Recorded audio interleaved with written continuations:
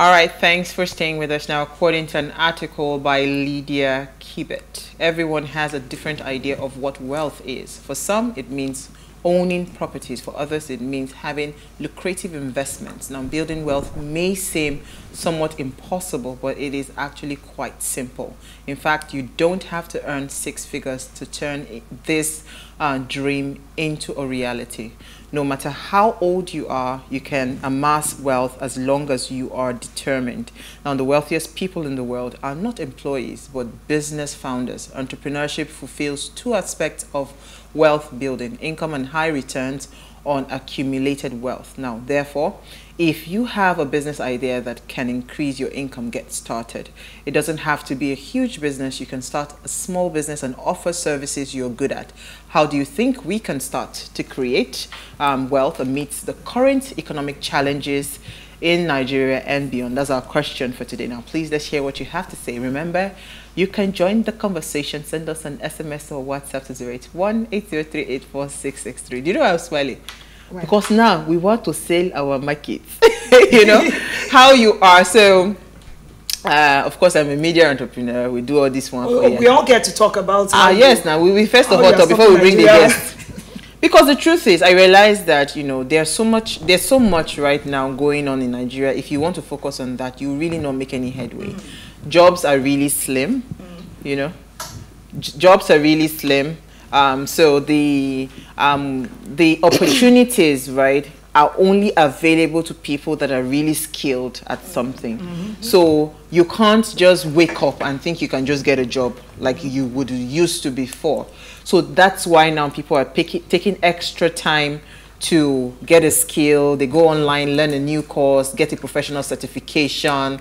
Like our auntie here that will leave us next week back to school, our cassava network big boss, but you see, those kinds of opportunities and jobs will not come to you except you are actually really, really very deliberate about, getting multiple sources of income. And you see why it is even more important now to start to build those streams of income. You need to understand that because of all the inflation going on, the devaluation of the naira, cost of living is really high. Everything has gone off the roof. Yes. So you really can't earn bigger, because some even are even having a pay cut. You cannot earn bigger, but what you can do is increase your streams of income. So now is a time to now look within and see what are the things I can do beyond just what I do. So you then add on. And that's why I think it was really nice when I read the profile of our guest today to just, okay, there are a lot, we can learn from her and all of that. But let me hear your thoughts, Elsie. How are you doubling your income? How are you opening more opportunities for yourself? So I think my journey is a bit interesting and peculiar. And I say that everything I do, everything, from my waking up or my sleeping or my posting on social media is, there are all sorts of income and they work for me, right? And a lot of people don't understand it, but if you're not feeding me, I don't need you to understand this last, right? It's important that that diversification is there, because even in a country like Nigeria, where you would actually be giving it your best in a work environment, and they just feel like, today we just want to show this girl pepper, or we just want to do this. It gives you that agency to be able to say, I can leave this one for now, rearrange my finance, maybe get some more skills and get something else doing. So diversifying your income as well, or having different ways of getting money, also helps your mental health, especially in this part of the world where you are not really protected by the law that is supposedly supposed to be there, right? For me, like, media entrepreneur, sort of, I have my small business where I do influencer marketing for businesses, big and small. And then I have my 9-to-5 as well. And I'm a baby girl. Lucky you. Is baby girl an income earner? Please clarify. I don't however you want to put it. I have said my own and what I do. But yeah, I run my small business under Mindmastic Media with digital marketing, influencer marketing, and all websites, everything, mostly media and communications.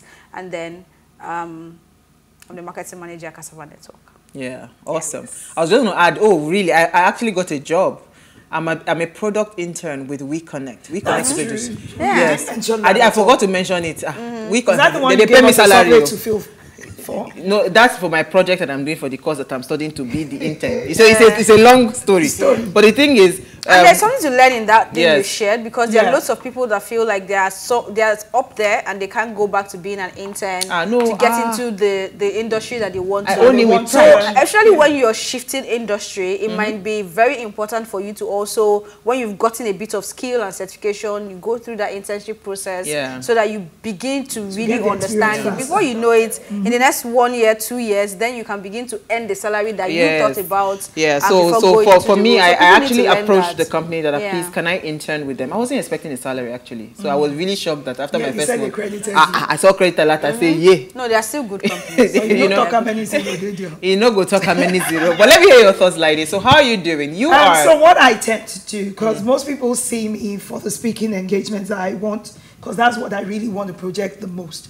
The things that actually are earning me money on at the moment, while I wait for my name to become big in Nigeria since I moved back, are things like network brokerage. I don't know, I'm using my layman's language. I know people, and you know how they say your network is your net worth. If I introduce you to somebody and the deal comes through, I will collect. I must to collect. But that's a system. No, it's a career. I used to do it free of charge and just be like, no big deal. And someone said people get paid for it too. But how do you think, for instance, government officials, PAs and things, every time you're trying to see their organs, the reason why at times they call it bottleneck is taking so long, is that someone is expecting you to grease their palms. So there's money in it. So I started charging for such. And then I also tend to get involved with Forex. Having lived in Ireland, I tend to know people that have large sums of money that doesn't need to leave Ireland. And they just need to be credited in Nigeria. Do you understand? It's not like money laundering. People have projects and they can't get the money across. So when the money is already resident there, it's easy to just say, let's agree on the rates. And it's fine. Like they go collect money. I used to tell people that my mind is my office. Anywhere you find me working is just a workspace. Because as long as there's Wi-Fi, there's electricity, there's credit on my phone, well, I'm making money without buffer. Then one I want to project to Nigeria. I like speaking. Anything where there's a mic, call me. Corporate MC work, birthday comparing. I like that one. The really why I told you that I was going to put on hold what it was. With the regularity with work, the jobs come. And the issue I have with my voice, I can't afford to put myself at the risk of getting throat cancer. So I have to pace myself. So I'd rather take jobs that come at little intervals. Because that was coming so frequent for you. And pay lots of money. Because where an alaga job, maybe if you're lucky and you get like the ones that flew me, get to pay you $350 basic. The normal income most people get is like $150, $200, if at all. If I do the one that is like corporate, they can pay me $750. It's all right. And please call us. Our pepper soup will be buying for that. Please, when you need someone to speak. All right, so Isabella Nwachukwu is the CEO of Pinkybellarich. She is a chef, a massage therapist, and a skincare expert. She ventured into skincare in 2019 after working for a health insurance company, then started a home service massage business after the COVID-19 pandemic. Her love for food pushed her into the food business after studying at a culinary school here in Nigeria, and she has thrived in all her chosen fields while providing excellent services and creating wealth for herself. So she's joined us live in studio with no makeup on. Hello. No, you have to say your market. Yes, I'm telling you. But really, I don't. You hardly wear makeup. I hardly wear makeup. Well, thank you so much for joining us. I mean, you heard us talk. When I read your story, it was quite interesting. I love meeting people who hardly wear makeup. Yeah. It was quite interesting how you were able to tie up all of those things. It's maybe, not easy. Yeah, so maybe you tell us first of all, how is the business world being an entrepreneur? It's crazy, but we're surviving. It's really, really tough because I have to juggle doing massage. I mean, you know how massage bed, how heavy it is. I had to juggle doing that, then taking orders, posting. I do everything pretty much, you know, myself. So it's really, really crazy. But I'm trying. You're trying. You're trying. So tell us how the journey started, because I read in your profile that it started through when you I mean, when the COVID-19 pandemic struck, especially the massage business. Yes. How? Why did you think I saw opportunity whereby people, you know, the whole 2020 was really crazy. People couldn't do anything, and I listened to a lot of customers were saying, I wish I could do this. I saw an opportunity, so I started looking at YouTube. I actually learned through YouTube before I got my certification. I went to YouTube, so I used that 2020 to work on myself because I wasn't really selling skincare because nobody was really doing anything. So what I was doing that time was actually sell food stock. So if I come to my neighbor, you want to buy this, and I'll go to the people that I usually buy from the market, and I kind of arrange it, and I'll drop it. I'll drop it to their doorstep. So that was what I was doing to keep myself company. Then I was also watching a lot of YouTube. Oh my goodness, I watch so much YouTube about massage. Then when the opportunity presented itself, I met somebody who was like, I wish someone can come to the house.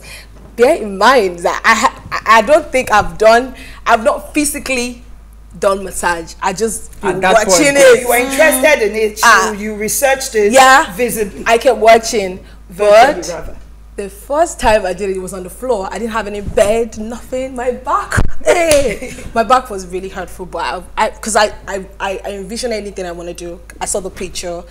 I want to own a spa restaurant one day. So this is like a story. So I was like, you know what? And the person was really big, but we got it done. So then the person referred me to somebody else, and that's how it moved. And I saved up and got my bed. The day I got my bed, I was so happy. Awesome. I remember I went to the place to pick it up, and I was excited. And after that, I didn't work for a while because, you know, you need to keep giving people different things, different services. And I was like, you know what, let me learn how to do facials. Let me learn how to do this. Then when I go there and I saw that using other people's product, I'm like, you know what, I have my product, I can actually incorporate this. Then I bring my product along, and that's how my client got to buy my product while I'm doing massage. Then when the massage business is beginning to get a little bit slow, and I was like, you know what, I love food. Because I cook a lot and I post it on my status, and I have friends who like, you should be selling this thing, this is another market. I'm like, you know what, YouTube, back to YouTube again. And I kept watching YouTube, and I like, you know what, I need to be, because I like to be proud of what I'm doing and show proof that, you know, you are safe. You can trust me with this. And what I did was that I went to a school. So all this time I was selling little by little parties, and I'll be like, oh, you're having a party, you know what, just give me this amount, I'll just cook, I'll serve, I'll pack up things. You network. Exactly. It's not easy, but I feel like when you're determined to do something, you know, the grace goes with it, and it happens. And I remember that when the school fees came when I found out the school, because I was really researching on schools in France, and it was really crazy. It's really expensive. So when I found an opportunity, there was a school here who actually is going to teach me for 6 months, and you know, to put me in all that and everything. And I was like, yeah. So I saved up for it, and I went to the school. I was really excited. And when I came out, so this is it. I'm now. So let's take a break. We want to quickly just run out and run back in. Stay with us, we'll be right back.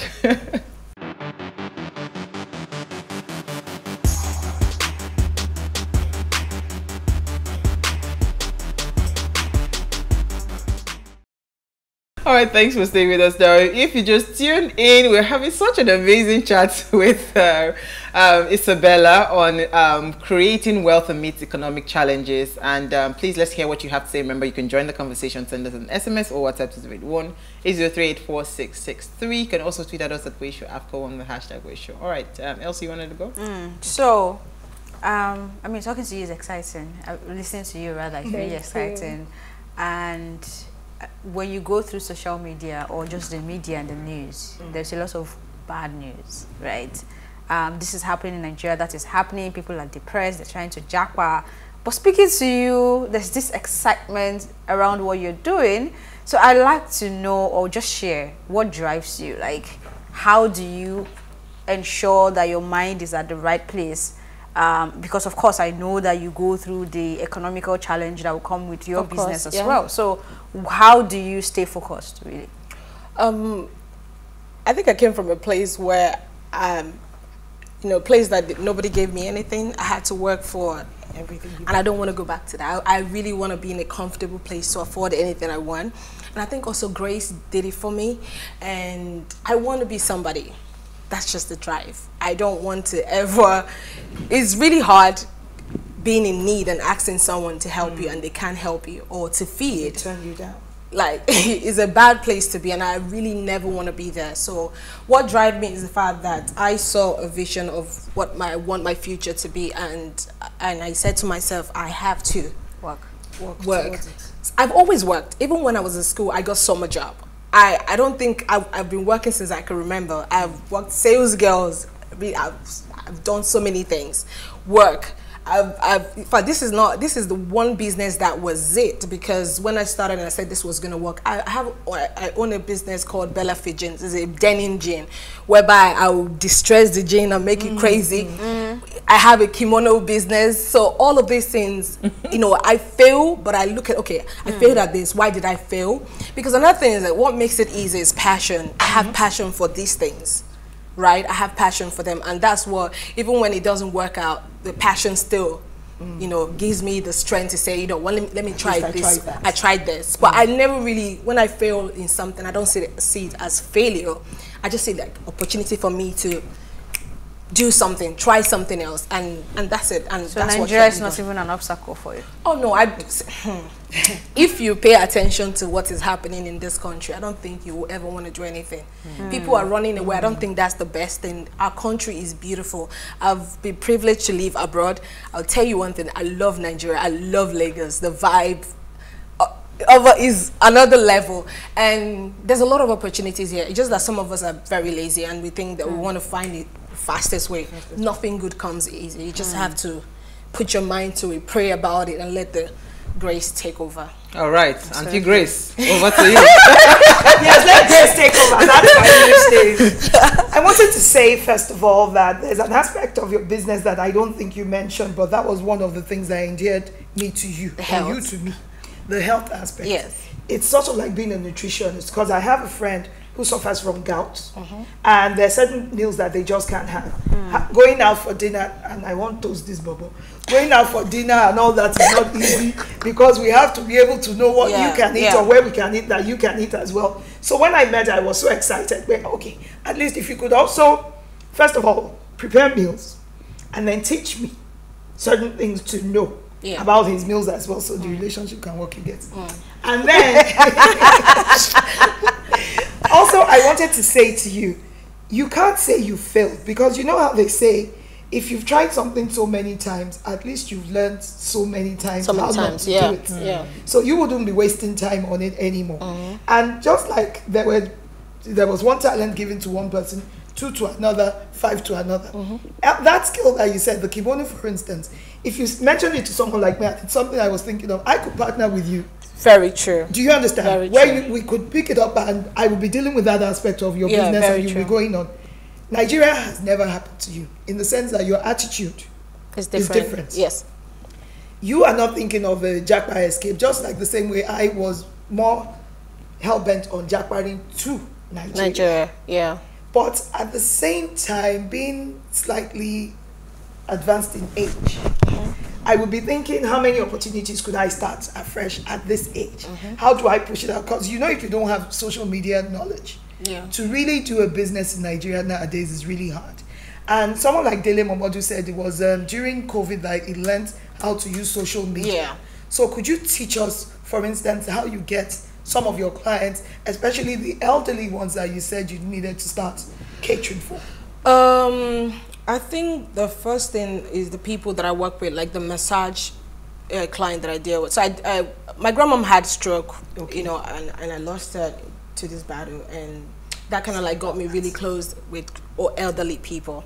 So sometimes clients refer me to their, you know, their mom or their dad. I like the, you know, the conversation I have with them through that process. And I grew up with my grandmom, and she could literally make stuff without all the seasonings that we have now, and the food will come out delicious. And that memory stuck in my head.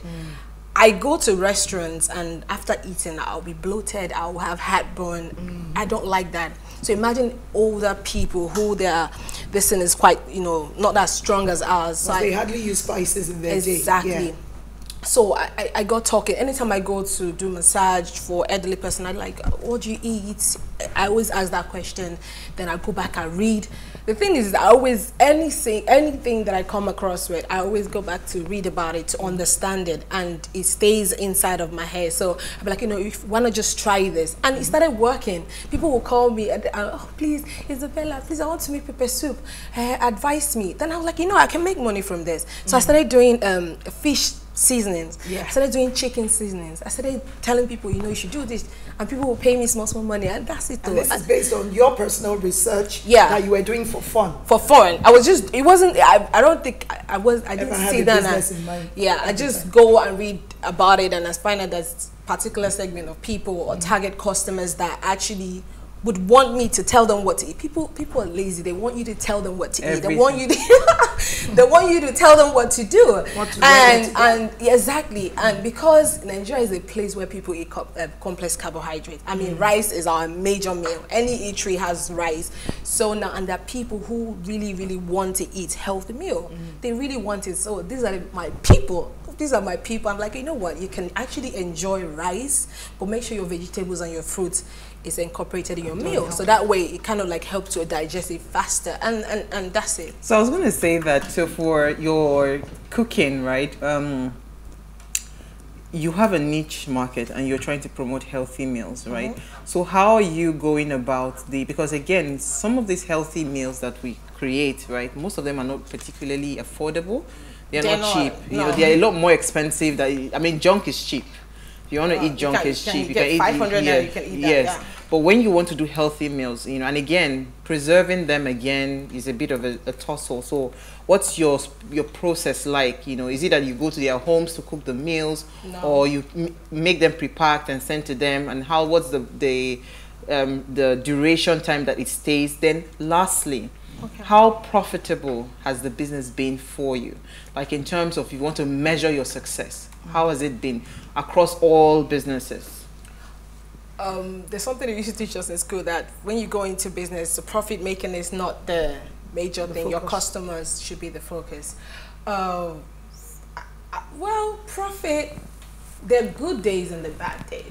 You need to learn to balance the both of them. Yeah. So I don't focus on the bad days. I just know that, okay, this customer, because see, when you're good at something, you're confident to know enough that they're going to come back. It might take 1 week. Sometimes I have people who travel they will not contact me. I'm positive because I know once they get back, there's something about my food or my business that they're missing. So they always reach out to me.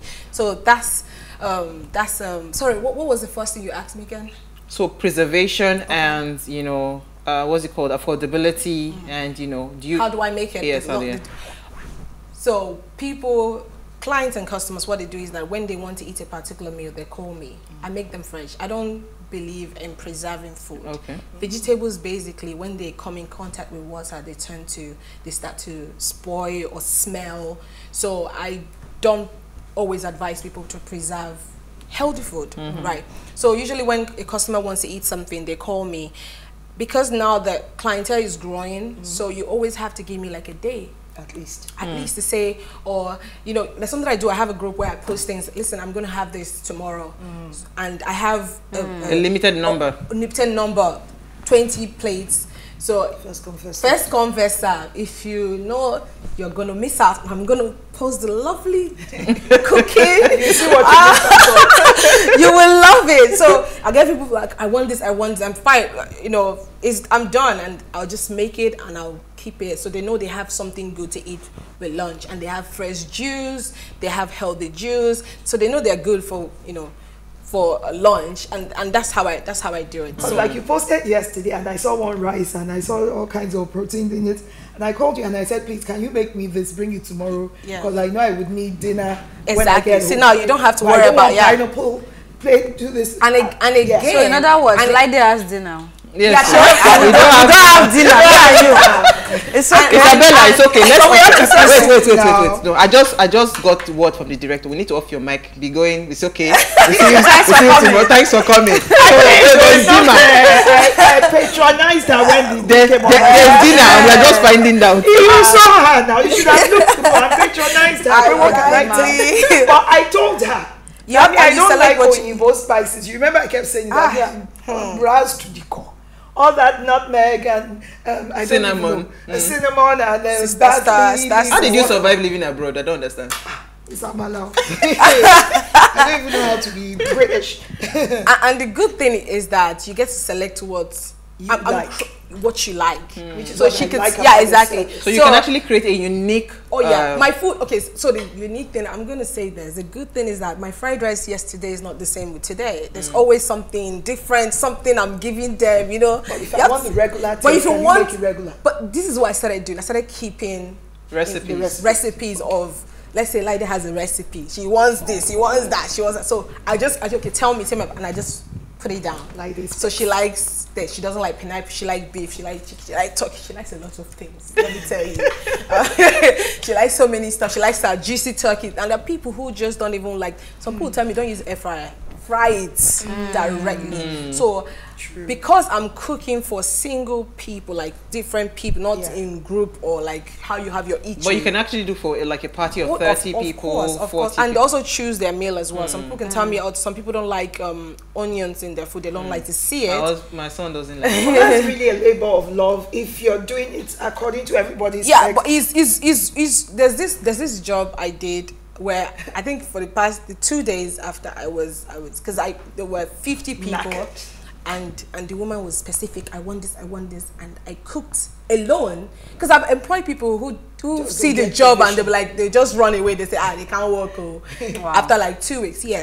So I've gotten a girl who was really confident. I'll work with you because she saw the drive and the passion and everything. She's like, oh yeah, I'm going to join. And she followed me to massage now. Carry the bed now because I have bed, I have steamer, I have a lot of things I carry to set up because I have to give the customer the idea that is in the spot. And this girl after she ran away. She said, Madam, I can't. She left. So I have to be the one to carry those things. So this job I got, it was for 50 elderly. She wanted specific stuff. So she wanted people. I cook for me. This one wants with Maggi. This one wants with this seasoning. And I cooked. Let me tell you one thing. I love it, but when I finished, I felt it. So, but it's something that after a while, you get back to. Absolutely. All right. So, someone says, "Good evening, ladies. Interesting topic. Thanks, Isabella, for inspiring me tonight." That's BC from what's it called? Our regular fan, BC. Nice. Yeah. So, Lydia, you have a comment? Yes, I do, and I'm trying to avoid Daniel's comments. Why? So that he can yap me tomorrow. He says, "Good evening, my dear beautiful sisters of What Are You Saying? #wait concerning the electricity workers strike. In a nutshell, I really don't understand what is happening. Why did it have to get to this level for these people to go on strike before things are done properly, orderly and properly? This government is so wicked, heartless, and inconsiderate. What it means is that we will be forced to spend more on fuel and diesel to power our generators. This thing can be avoided if the right thing is done. Imagine us going into darkness. This is not fair at all. My name is Daniel Elo, Ways Regular. So, Daniel, please, could I compliment you for a second? Thank you for the punctuation, man. So I was going to say that, I mean, based on what Daniel has said, right? How has inflation impacted your business? Today you're buying rice at 10 naira, is going up to 100 naira tomorrow. That, fluctuation of prices and all of that, how are you able to manage your clients, so that you help someone that is doing a small business understand how to manage amidst all the rockiness and all of that? Okay, so I have particular people that I buy in the market, and I have a good relationship with them, right? So if there's an increase in price or whatnot, there's a way they kind of like ration it for me. And also have customers, because I'm like a middleman between my customers and people that I buy from. So I go to my clients and I be like, I mean, you don't have to always shout. There are ways you can actually interact with your customers and be like, you know, they might not think 500 increase is a big deal, but it's a big deal, right? So I go like, oh, this is really, things are really hard right now. Things are really like high.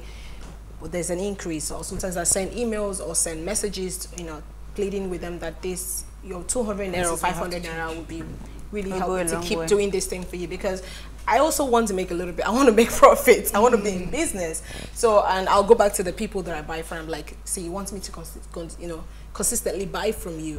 Why not sell it like this for me? Sometimes they insist that the things are really hard, but we just find it. We find out you sell out than having and it gets spoiled. So we have an understanding. So you've had to increase prices. Oh yeah. Sometimes I reduce the prices as well.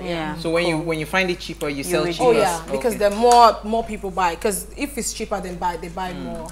So for the skincare business, how are you doing that? Are you creating your products yourself? So I formulate from scratch. And that's another thing, because I also have to understand your skin type. I have to have a conversation, so there has to be a consultation. There has to be a consultation. I don't have already made product down. No. So if you, like, I had a post today, I said, if you have a dull complexion, if anybody reach out to me, if they reach out to me, what I do is that I have a conversation. We try to get to know the customer. Sometimes, because people think they need one particular thing, but really that's not what they need.